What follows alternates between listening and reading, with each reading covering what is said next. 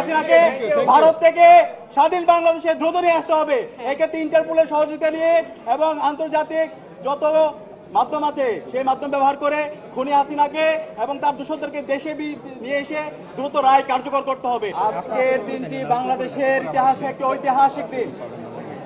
আজকে বাংলাদেশে গত 16 বছরে যে ফ্যাসিবাদ কায়েম করেছিল, জুলাই বিপ্লবে যে আমাদের 2000 ভাই বোনকে শহীদ করেছিল, 40,000 ভাই বোনকে গাজী করেছে, হেলিকপ্টার থেকে গুলি করে আমাদের শহীদ আনাস, শহীদ তাহমিদ থেকে শুরু করে হাজার হাজার আমাদের ভাই বোনদেরকে শহীদ করেছে, সেই খুনি হাসিনার আজকে মৃত্যুদণ্ড ঘোষিত হয়েছে। এই রায়ের মাধ্যমে আজকে জুলাই বিজয় হয়েছে। এই রায়ের মাধ্যমে আজকে জুলাইয়ের প্রজন্ম বিজয় হয়েছে। এই রায়ের মাধ্যমে আজকে শহীদদের যে আকাঙ্ক্ষা সেটি বাস্তবায়ন হয়েছে, ইনসাফের বিজয় হয়েছে। একই সাথে যে খুনি হাসিনার দূষর সাবেক স্বরাষ্ট্রমন্ত্রী খুনি আসাদুজ্জামান কামাল, তারও আজকে মৃত্যুদণ্ড রায় ঘোষণা হয়েছে।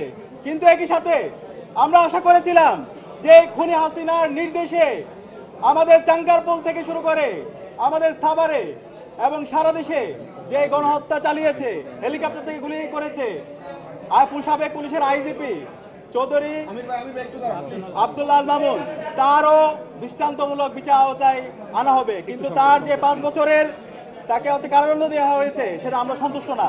আমরা অন্তর্বর্তীকালীন সরকার আন্তর্জাতিক অপরাধ ট্রাইব্যুনালকে অনুরোধ করবো তার যে অপরাধের মাত্রা সে অনুযায়ী তাকে যেন ন্যায্য বিচারের আওতায় নিয়ে আসা হয়। একই সাথে আমরা ডাকসুর পক্ষ থেকে বলতে চাই, এই খুনি হাসিনা এবং তার সকল দূষরদের, তারা বিগত 16 বছরে যত ফ্যাসিবাদ কায়েম করেছে, যত গণহত্যা এবং শিশুহত্যা করেছে, এই প্রত্যেকটা হত্যাকাণ্ডের বিচারে স্বাধীন বাংলাদেশে হতে হবে। একই সাথে হাসিনাকে ভারত থেকে স্বাধীন বাংলাদেশে দ্রুত নিয়ে আসতে হবে। এক্ষেত্রে ইন্টারপোলের সহযোগিতা নিয়ে এবং আন্তর্জাতিক যত মাধ্যম আছে সেই মাধ্যম ব্যবহার করে খুনি হাসিনাকে এবং তার দূষণদেরকে দেশে নিয়ে এসে দ্রুত রায় কার্যকর করতে হবে। এবং আজকের এই রায়ের জন্য আন্তর্জাতিক অপরাধ ট্রাইব্যুনাল এবং ইন্টারিম সকল তদন্ত কর্মকর্তা, শহীদ পরিবার সবাইকে আন্তরিক ধন্যবাদ জানাচ্ছি। আমরা সবাই ঐক্যবদ্ধ হবে জুলাইয়ের যে প্রজন্ম তৈরি হয়েছে, সকল রাজনৈতিক দল, ছাত্র সংগঠন, আমরা শহীদদের আকাঙ্ক্ষার আলোকে একটি বৈষম্য ইনসাফ ভিত্তিক বাংলাদেশ